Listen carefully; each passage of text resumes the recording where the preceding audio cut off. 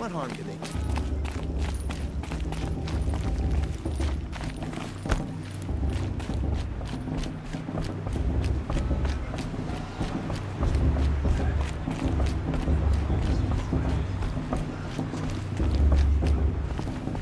We'll start the blessing when all aspirants are in place.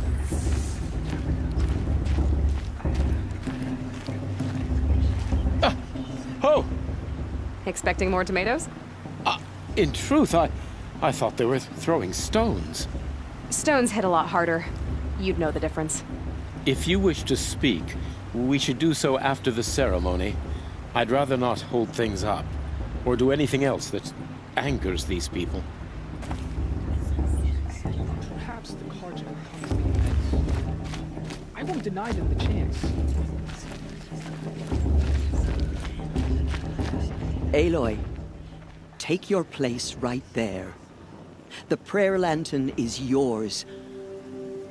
I made it for you.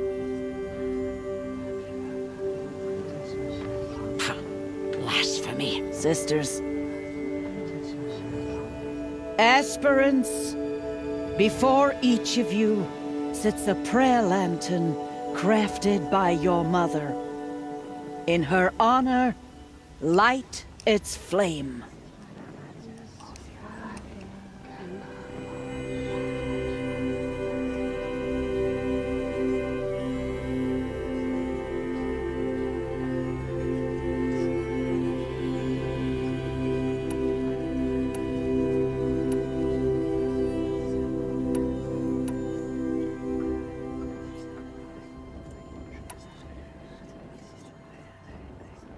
This is for me.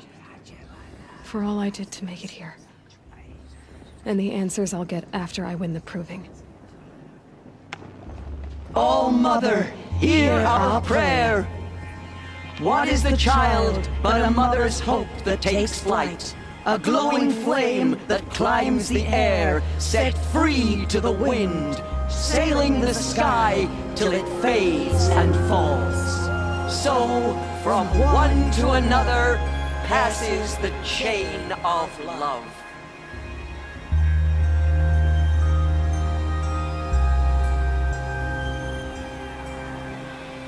Looks like a strong field for proving. There's Olin. All I mothers have some questions for him.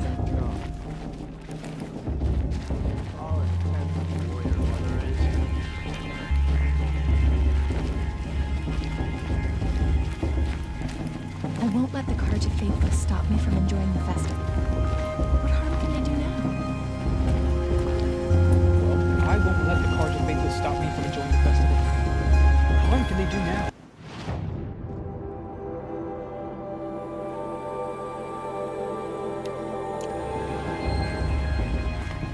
The Karja took my little sister and her aunt Margaret.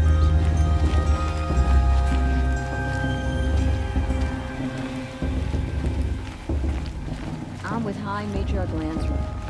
We shouldn't let these Karja outsiders pollute our sacred land. Hello, Olin. You know my name? Ah, guess Aaron told you. Why did you act so strange when we spoke earlier? Must be this festival. I'm really not one for crowds. Maybe I should just turn in. Stop dodging my questions. All right, cool your fire. I got nothing to hide.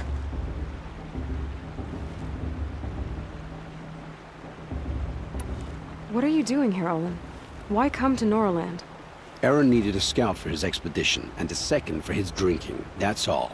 Someone to stop the Sun Priest getting lost. When all this is over, I'm back to delving ruins, rummaging for scrap, scrounging up trinkets to sell. So you're an explorer? Just another Outlander, girl. A man's gotta make his shards.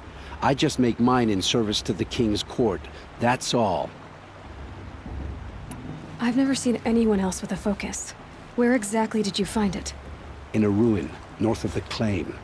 That's our name for the Asuram homeland. Up there, the metal seams run deep. Steel giants half buried in loose soil. Forgotten caves that the old ones bored into mountain rock. Your eyes just lit up. I found my focus in a cave just like you're describing. A ruin of the old ones. If you've delved yourself, you know as much as I do. go to those places for answers. Not me. When we spoke earlier, you winced, then looked like you were in pain. Or frightened. Did your focus show you something? It didn't show me anything. I told you. It malfunctioned. Happens all the time.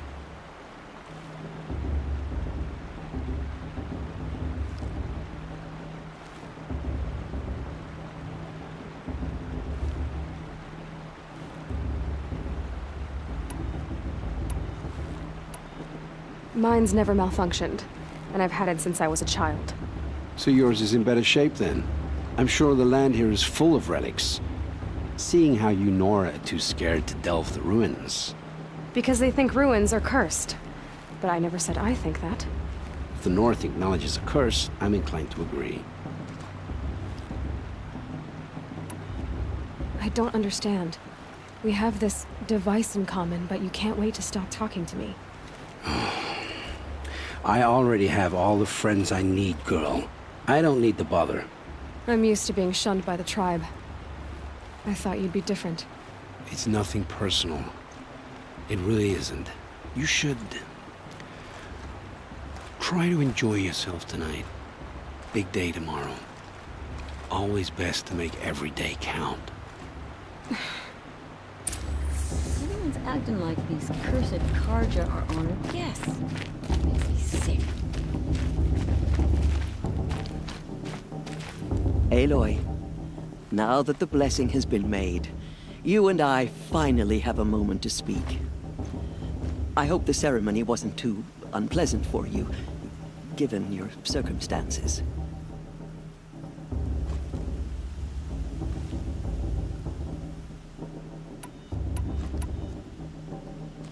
I can't say it was comfortable, but I could see the beauty of the ritual, even so. It takes a generous heart, Aloy, to commend a ritual that venerates all that you were denied. All I'm saying is that it didn't bother me. I have bigger things to worry about than hearing the Nora mumble about their mothers. I see. I imagine you must have questions for me then.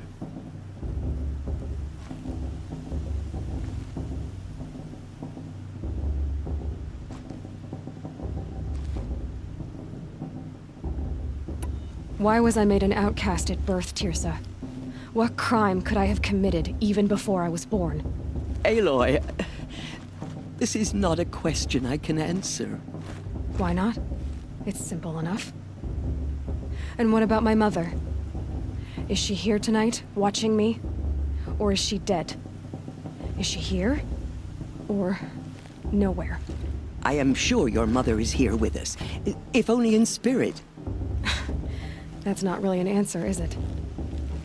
Just so you know, Tirsa, the reason I'm here is to get answers. Real ones. And when I win the proving, I will demand them. I know, Aloy. I would expect nothing less.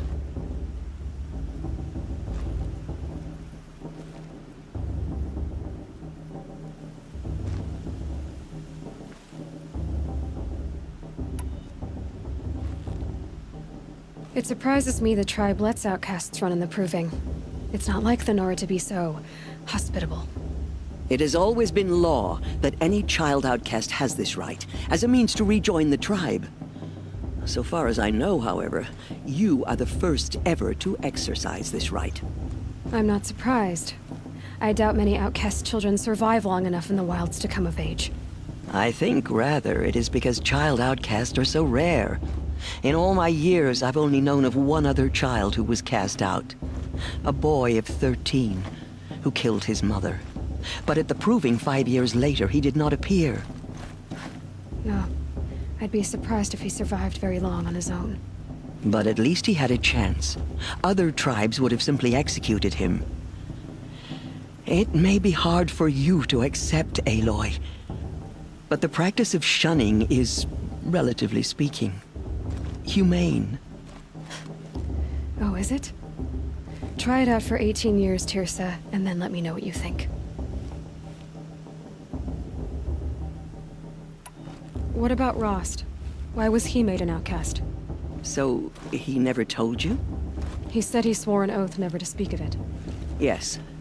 As did I, and the other matriarchs. I'm sorry, Aloy. But Rost's past is another secret I must keep from you. What else is new? Rost told me that matriarchs don't just lead the tribe. What else do you do? We teach, offer counsel, give blessings. When necessary, we judge. Our only concern is the welfare of the tribe. Among our number this year, we count 3 high matriarchs and some 30 lesser matriarchs. What's the difference? Matriarchs are grandmothers with 2 generations of living progeny. But a high matriarch is a great-grandmother with 3 or more generations to her name. Thus do we speak for generations, lending our opinions weight. The high matriarchs most of all. So, the more children you have, the more authority you get? I guess that's one way to decide who leads a tribe. Why would there be any other? Why does Lansra hate me so much? She is a woman of extreme opinions. More than that, I cannot say. It's not my fault that I was born, or that the matriarchs decided to cast me out. I side with you in this matter, but there are differences of opinion, and any vote of the high matriarchs requires a majority. I should be going. I'm sorry if I've been too harsh. It's just, I've wanted answers for so long. I know, child. You're not the only one who's waited years for this day. I will be praying for your success. That blessing wasn't bad. Nice and short, anyway.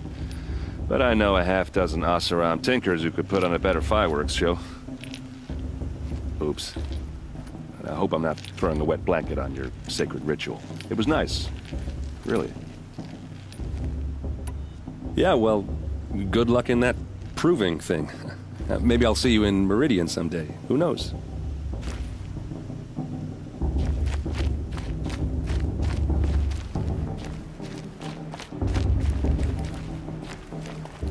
Your blessing was most illuminating. I've never seen its like. A rare gift indeed. But you don't believe in Allmother, do you? Usually the distance between our tribes shrouds Nora ways from Karja eyes. But here among you, I see a beauty that shines true.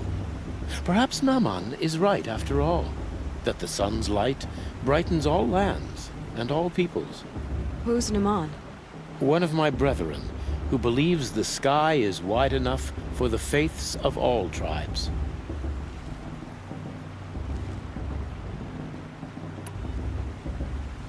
Who are you, Sun Priest?